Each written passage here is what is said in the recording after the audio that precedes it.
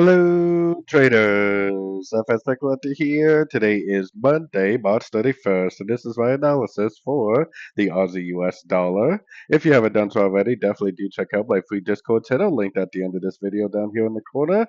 And don't forget to take a look at my website, fxpipcollector.com, to gain access to all these benefits listed below and more. So the Aussie dollar is pushing down below structure and it is also breaking this base channel.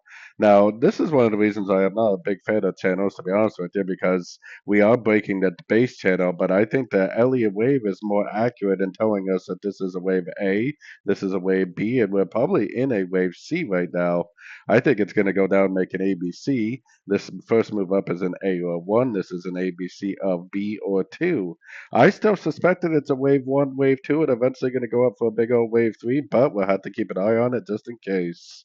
So keeping that in mind, taking it down to the 1 hour time frame, I think this first 5 waves down right here is actually a one.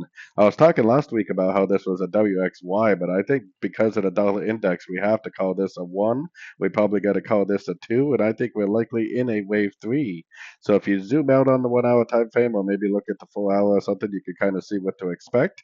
Yeah, I would expect this to probably go down, take out these lows, probably end up doing something like this for some sort of a 1, 2, 3, 4, 5 of wave C, making what I think is very clearly going to end up being an ABC of B or an ABC of 2.